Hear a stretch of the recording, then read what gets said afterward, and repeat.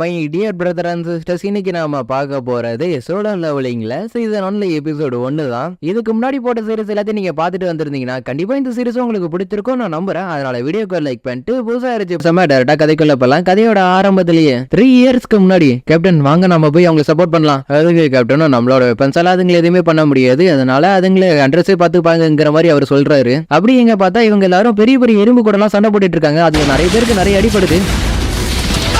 நம்மள்கிட்ட இருக்கிறத வச்சு இந்த மாஸ்டர்ஸ் அடிக்கவும் முடியுதுன்னு அப்ப சொல்றான். இங்க இவனும் உயிர் போற நிலைமையில இருக்க ஒரு ஹீலர் வந்து இவனை காப்பாத்துறான்.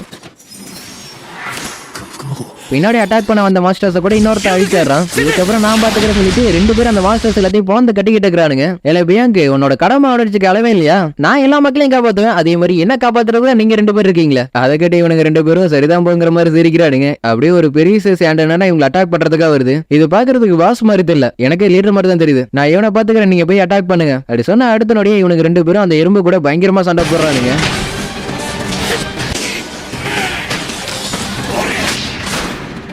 ஒரு வழியா அதை கொண்டாடுறானுங்க. இருந்தாலுமே அதே மாதிரி நிறையவே வருதுங்க அந்த இடத்துக்கு. அப்படா இதுவும் லீடர் இல்லையா, ரொம்ப இன்ட்ரெஸ்டிங்கா தான் தெரியுதுங்கிற மாதிரி இவன் சிரிக்கிறான். அப்படியே அங்க இருக்கிறது எல்லாத்தையும் அட்டாக் பண்ணிக்கிட்டு இருக்கிற அதே நேரத்துல இந்த பக்கமும் நிறைய எருமக படையெடுத்துட்டு இருக்கு. இவரும் அவரோட ஃபயர் பவர் வச்சு அட்டாக் பண்ணாலும் இன்னுமே நிறைய வருதுங்க. அப்படியே சீன் கட் பண்ணி 10 வருஷத்துக்கு முன்னாடி தான் இது எல்லாமே ஆரம்பிச்சிருச்சுங்கிற மாதிரி சொல்றானுங்க. அந்த இடத்துல ஏகப்பட்ட கேட் ஓபன் ஆயிருக்கு, அதுக்குள்ள ஏகப்பட்ட மாஸ்டர்ஸும் இருந்திருக்குங்க. நம்மள்ட்ட இருக்க வெப்பன்ஸ் வச்சு அட்டாக் பண்ணாலும் அதுங்களுக்கு எதுவுமே ஆகாது. சோ இதுங்களை அழிக்கிறதுக்காகவே ஸ்பெஷலா அவைக்கானவங்க இருக்கிறாங்க. அவங்க தான் ஹண்டர்ஸ். அவங்களுக்குள்ள இருக்கிற பொறுத்து ஒவ்வொருத்தங்களுக்கும் ஒவ்வொரு ரேங்க் கிடைக்கும். ஒருத்தங்க ஒரு வாட்டி அவாய்க்கான் ஆயிட்டாங்கன்னா அதுக்கப்புறம் அவங்க எவ்வளவு ட்ரை பண்ணாலும் சரி அவங்களோட எபிலிட்டியை அதிகமாக்கிக்கவே முடியாது. அப்படியே 3 வருஷத்துக்கு அப்புறம் சவுத் கொரியா சியோல புதுசா ஒரு கேட் ஓபன் ஆயிருக்கு. அந்த கேட்டுக்குள்ள இருக்கிற மாஸ்டர்ஸ் எல்லாத்தையும் அழிக்கிறதுக்காக ஹண்டர்ஸும் அந்த இடத்துக்கு வந்திருக்காங்க. உனக்கு கல்யாணம் ஆனதுக்கு அப்புறம் நீங்க வரவே மாட்டலாம்னு நினைச்சேன். என்ன பண்றது, 2வது குழந்தை பிறக்க போறதுனால எனக்கு நிறையவே பணம் செலவாகும். அதனால இந்த மிஷினை முடிச்சா எனக்கு நிறைய பணம் தர சொன்னானுங்க. அதனாலதான் நான் இங்க வந்திருக்கேன். இப்படி இவனுக்கு 2 பேரும் பேசிக்கிட்டு இருக்கு. அந்த இடத்துக்கு நம்ம ஹீரோ சஞ்சின் வரான். இந்த வீடியோ நீங்க தான் என்ன பாத்துக்கணுங்கிற மாதிரி நம்ம ஹீரோ சொல்றான். டேக்கிமு யாரா அவன், ரொம்ப ஸ்ட்ராங் ஆனவனா? எல்லாரும் அவனை பத்தியே பேசிட்டு இருக்கீங்க. அதெல்லாம் இல்ல, நீ இங்க இருந்து போனதுக்கு அப்புறம் தான் இவன் எங்க கூட ஜாயின் பண்ணா. இவனுக்கு ஒரு நிக் நேம் கூட இருக்கு, வீக்கஸ்ட் ஹண்டர்னு. இதனால சொல்றானா இவன் ரேங்க்ல இருக்கிற டஞ்சனுக்குள்ள போயிட்டு வந்தா கூட இவன் உயிர் போற நிலைமையில தான் வெளில வருவான். அந்த அளவுக்கு இவன் ரொம்ப வீக்கானவனா? ஆமா, இந்த பையனே இந்த இடத்துக்கு வந்திருக்கானா, இந்த கண்டிப்பா இந்த விஷயம் ரொம்ப ஈஸியா தான் இருக்கும். இருந்தாலும் இப்ப நம்ம பேசுறோம்ல டாபிக், அந்த பையன் முன்னாடி பேசுறத அவன் ரொம்ப கஷ்டப்படுவான். இப்படி இவங்க பேசுற எல்லாத்தையும் நம்ம ஹீரோ கேட்டாலும் அவனே ஒத்துக்கிறான், நான் ரொம்ப வீக்கா இருக்கேன்னு. அப்படியே ஜோயிங்கிற பொண்ணு வந்து நீ மறுபடியும் போய் அடி வாங்கிட்டு வந்துட்டேங்கிற மாதிரி கேக்குறா. அதுக்கு ஹீரோ நான் இதுக்கு முன்னாடி ரேங்க் டஞ்சன் போனா அங்க போய் தான் நான் அடி வாங்கிட்டு வந்தேங்கிற மாதிரி சொல்றான். என் கூட வந்து அவனுங்க யாரும் கொஞ்சம் ஹை ரேங்க்ல இருந்தனால அவங்களுக்கு ஹீலரே தேவைப்படல. அது சோரி என்னை பத்தி கவலைப்படாத, நான் ரொம்ப வீக்கானவனு எனக்கு நல்லாவே தெரியும். சொல்ல போனா இது எல்லாமே எனக்கு பழகிடுச்சுங்கிற மாதிரி நம்ம ஹீரோ சொல்றான். எல்லாரும் வந்துட்டீங்களா, என்னோட பேரு சியோ, உங்களை பார்த்ததுல சந்தோஷங்கிற மாதிரி சொல்றாரு. மிஸ்டர் சாங் உங்களை பார்த்ததுல ரொம்ப சந்தோஷங்கிற மாதிரி நம்ம ஹீரோ சொல்றான். அப்படி இவங்க எல்லாரும் அந்த கேட்டுக்குள்ள போறாங்க. இவரும் எங்களை விட்டு தள்ளிப்படாதுங்கிற மாதிரி நம்ம ஹீரோ பார்த்து சொல்றாரு. என்கிட்ட இருக்கிற மேஜிக் பவருக்கு இந்த கத்தியை மட்டும் தான் யூஸ் பண்ண முடியும், அதே மாதிரி இந்த கத்தியை மட்டும் தான் என்னால வாங்கவும் முடியும். இருந்தாலும் இன்னைக்கு என்னால முடிஞ்சதை நான் பண்றேன்னு சொல்லிட்டு நம்ம ஹீரோ அந்த கேட்டுக்குள்ள போறான். அப்படியே அதே நேரத்துல பிரசிடென்ட் கோன்கிற ஒருத்தர் பேசிக்கிட்டு இருக்காரு. கவர்மெண்ட் ஆளுங்க கூட மீட் பண்ணி பேசினதுல அவனுங்க என்கிட்ட என்ன கேட்டானுங்கன்னா டஞ்சன்ல கிடைக்கிற ஸ்டேபிளான எல்லாத்தையும் கேட்கறானுங்க. அதை ஒரு ரிக்வெஸ்டா எடுத்துக்கிட்டா கூட டஞ்சனா கிடைக்கிறத வச்சுதான் நம்மளோட வாழ்வாதாரமே இருக்கு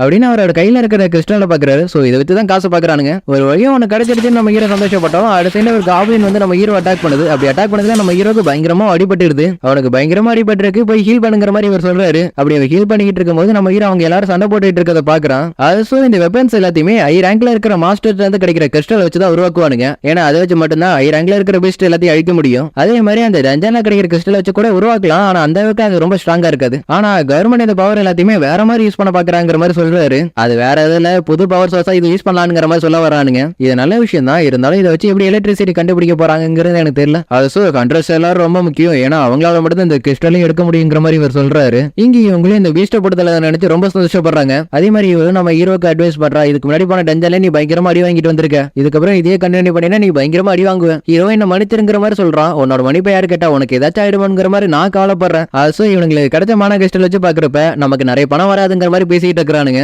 எனக்கு ரேங்க்ல இருக்கிறதும் கிடைச்சிருக்கு, இதுக்கே என்னோட உயிரை நான் பணைய வச்சிருக்கேன். காய்ஸ் நான் ஒரு குகையை கண்டுபிடிச்சிருக்கேன், அது என்னன்னா அது பாட்டுக்கு போயிட்டு இருக்கு. இது ரொம்ப லாங்காவும் டீப்பாவும் போகுது. அப்பனா இது ஒரு டபுள் டஞ்சனா தான் இருக்கணும். ஏன்னா நம்ம இந்த பாச போட்டு தள்ளினதுக்கு அப்புறம் கூட இந்த டஞ்சன் க்ளோஸ் ஆகல. அப்பனா நம்ம இப்ப என்ன பண்றது, ஹண்ட்ரட் அசோசியேஷன் போய் இன்ஃபார்ம் பண்ணலாமா? சாங் அப்படி பண்ணோம்னா இதுக்கப்புறம் வர கண்டஸ்ட் கிடைக்கிறது எல்லாத்தையும் அவங்கள்ட்ட தான் கொடுக்குற மாதிரி இருக்கும். இது ஒரு டி ரேங்க் டஞ்சனா இருக்கனால எனக்கு இந்த பிரச்சனை இல்லைங்கிற மாதிரி இவர் சொல்றாரு. நானும் ஒத்துக்கிறேன். ஏன்னா இவனோட ஒய்ஃபுக்கு 2வது குழந்தை பிறக்க போது அதுக்கு அவனுக்கு நிறையவே காசு தேவைப்படும். அப்பனா சரி ஓட்டிங் வச்சு இதை முடிச்சுக்கலாம்ங்கிற மாதிரி இவர் சொல்லவும் எல்லாருமே ஓட் பண்றாங்க. அதுல கடைசியில 6 கார்ல வந்து நிக்குது. சஞ்சனு நீ சொல்றதுலதான் எல்லாம் இருக்கு. இது ஒரு டி ரேங்க் டென்ஷன். இது எவ்வளவு ஆபத்துன்னு எனக்கு நல்லாவே தெரியும். ஆனா என்னோட அப்பா மிஸ் ஆனதுல இருந்து என்னோட ஃபேமிலி நான் தான் பாத்துக்கிறேன். அவங்கள பாத்துக்கணும்னா எனக்கு நிறைய பணம் தேவைப்படும். அதனால வாங்க நம்ம போலான்ங்கிற மாதிரி நம்ம ஹீரோ சொல்றான். அப்படியே சீன் கட் பண்ணி ஹண்ட்ரஸோட ரேங்க் ஷேர் பண்ற இடத்த காமிக்கிறானுங்க. ஒருத்தர் முடிஞ்சிருச்சு, அடுத்தது வாங்க. அதை கிட்ட ஒருத்தனும் நடந்து போறான். அப்படி அவன் நடந்து போயிட்டு இருக்கிறப்ப சைல இருக்கிறவனுங்களாலுமே ஆளு சேர்க்கிறானுங்க. பி ரேங்க் 1 சி ரேங்க் 2 இவனுக்கு 3 பேரும் நம்ம கூட கான்டாக்ட் போறதுக்கு ஒத்துக்கிட்டானுங்க. கவலைப்படாதங்க, எல்லாமே சுமத்தா தான் போயிட்டு இருக்கு மிஸ்டர் ஸ்டாய். நல்லது, வைசீஞ்சரையும் பார்க்கணும்னு அவசியம் இல்ல. ரொம்ப நம்பிக்கையான ஆள் யாரா இருந்தாலும் சரி செத்துரு. பட் இருந்தாலும் நம்மளோட அசோசியேஷன்ல இருக்கிற ஷாகின் அளவுக்கு யாரும் ஸ்ட்ராங்கே கிடையாது. ஸ்ட்ரீட்ல நடந்து போயிட்டு இருக்கிற ஒரு பொண்ணோட பேக்க 2 பேர் ராவரி பண்ணிட்டு அங்கிருந்து எஸ்கேப் ஆகி போயிட்டு இருக்கேன். இதை கவனிச்ச ஒரு பொண்ணு என்ன பண்றானா அடுத்த செகண்ட் ஒரு அண்டர் பெல்ட் அடிச்சு அவனுங்கள்ட்ட அந்த ஹேண்ட் பேக் பிடிங்கிறா. பேக் பெரிய கொடுத்த பொண்ணு இவள்கிட்ட வந்து தேங்க்ஸ் சொல்ல அப்பதான் தெரியுது இவதான் அந்த ஷாகின்னு. அதுக்கப்புறம் அடுத்த நொடி இவளை பாக்குறதுக்காக கூட்டம் கூட ஆரம்பிச்சிருது. இவன் இவங்கள்ட்ட இருந்து தப்பிக்கிறதுக்காக ஜம்ப் பண்ணி அங்கிருந்து எஸ்கேப் ஆயிடுறா. அப்படி அதே நேரத்துல இவனுங்க எல்லாரும் 40 நிமிஷம் அந்த குகைக்குள்ள நடந்து போயிட்டு இருக்கானுங்க. பாச போட்டு தள்ள 1 மணி நேரத்தை கேட்டு க்ளோஸ் ஆயிடும். அதுக்குள்ள நம்ம இங்க இருந்து போயிடலாம்ங்கிற மாதிரி கேட்கறான். பேலன்ஸ் 20 நிமிஷம் இருக்கு, கண்டிப்பா போயிடலாம். ஹீரோயின் மன்னிச்சிருங்கிற மாதிரி சொல்லவும் நீ மன்னிப்பு கேட்கணும்னு அவசியம் இல்ல. ஆனா ஒன்ன பத்தி கொஞ்சம் யோசிச்சு பாத்தியா, அந்த கத்தி மட்டும் கொஞ்சம் ஆழமா போயிருந்துச்சு, கண்டிப்பா நீ செத்துருப்ப. இப்படின்னு இவன் நம்ம ஹீரோ பிடிச்சி திட்டிக்கிட்டு இருக்கிறா. நான் ஜேக்கு தேங்க்ஸ் சொல்லணும். ஏன்னா அவ பி ரேங்க் ஹீலர், அவளால நான் இன்னும் உயிரோட இருக்கிறேன். சரி அடுத்த நீ என்கிட்ட மன்னிப்பு கேட்கிறப்ப சாப்பாடு சேர்த்து கொடுத்தீங்கன்னா நல்லா இருக்கும். டேய் நான் அவகிட்ட சாப்பாடு தானே கேட்டேன், அதுக்கு ஏன் பதறேன்? காய்ஸ் நம்ம ஒரு வழியா பாஸ் ரூம் இருக்கிற இடத்துக்கு வந்துட்டோம். ஆனா நாம எப்படி உள்ள போறது? கேப்டன் சாங் நீ தான் சொல்லணும். ஏன்னா வெறுங்கையை வீசிட்டு திரும்பி போறதுக்கு எனக்கு விருப்பமே இல்ல. அப்பனா ஓபன் பண்றது ஏதாச்சும் வழி இருக்கான்னு பாருங்க. நான் கண்ட அசோசியேஷனோட பிரசிடென்ட் கோகுஹி அப்படின்னு அவரை பத்தி சொன்னது மட்டும் இல்லாம புதுசா சேர்ந்த கண்டஸ்க்கு எல்லாத்துக்கும் அட்வைஸ் பண்றாரு. அதுல ஒண்ணுதான் டஞ்சனுக்குள்ள திருக்கப்படாத ஏகப்பட்ட மர்மம் இருக்கு. அதனால நீங்க உள்ள போனதுக்கு அப்புறம் திரும்பி உயிரோட வரணும் ஆசைப்பட்டீங்கன்னா ரொம்ப கவனமா இருக்கணுங்கிற மாதிரி சொல்றாரு. இங்க இவனுக்குலாம் ஆட்டோமேட்டிக்கா நெருப்பேறிது. ஃபர்ஸ்ட் டைம் இந்த மாதிரி டஞ்சனுக்கு இப்பதான் வரங்கிற மாதிரி பேசிட்டு இருக்கானுங்க. இங்க இருக்கிற சிலையெல்லாம் ரொம்ப பழைய சிலை மாதிரி தெரியுது. இருந்தாலும் இதுங்களாம் எதுக்காக இருக்கு? எதனால கேக்குறேன்னா மியூசிக் வாசிக்கிற மாதிரிலாம் சிலை இருக்கு. அதனாலதான் நம்ம ஹீரோ இந்த சிலை மட்டும் மத்ததை விட ரொம்ப பெருசா இருக்குங்கிற மாதிரி சொல்றான். சரி அது ஒரு பக்கம் இருக்கட்டும். ஃபைனல் பாஸ் எங்க? ஏன்னா இங்க வந்ததுல இருந்து நான் ஒண்ணுமே பார்க்கல. இது மேஜிக் சர்க்கிள் தானே மிஸ்டர் சாங்? ஏசியன் லாங்குவேஜ்ல ஏதோ எழுதிருக்கு. என்னது காடாரான் டெம்பிளோட கட்டளைகளா இப்படின்னு அதுல இருக்கிறது எல்லாத்தையும் படிச்சிட்டு இருக்க. சின்ன அந்த சிலையோட கண்ணு அசைஞ்சதை நான் பார்த்தேன். இங்க இருக்கிற கட்டளையை யாரும் பின்பற்றலனா உயிரோட திரும்பி போகவே மாட்டீங்க. அடுத்த செகண்டே இவங்க வந்து என்ட்ரன்ஸ் க்ளோஸ் ஆயிடுது. நம்ம என்ன மாட்டிக்கிட்டவாங்கிற மாதிரி ஒரு பொண்ணு கேக்குறா. நான் தான் அப்பவே சொன்னேன் வர மாட்டேன். இப்ப பாத்தீங்கன்னா வசமா வந்து மாட்டிக்கிட்டேன்னு சொல்லிட்டு அந்த டோர் கிட்ட தான் அவன் போறான். அடுத்த நொடி அங்க இருந்த சிலை அவனோட தலையை கட் பண்ணிடுது. அதை பார்த்ததுக்கு அப்புறம் தான் இவங்க எல்லாரும் ரியலைஸ் பண்றாங்க இவங்க ஒரு பெரிய பிரச்சனையில வந்து வசமா மாட்டிக்கிட்டாங்கன்னு. டி ரேங்க்ல இருக்கிறவனையும் ஒரே சர்ச்ல கொண்டு இருக்கனா இ ரேங்க்ல இருக்கிற நான் ஏமாத்துறதுக்கு. இது டி ரேங்க் டென்ஷனே கிடையாது. இங்க இருக்கிற சிலையாலெல்லாம் நகர முடியும்னா கண்டிப்பா அதாலையும்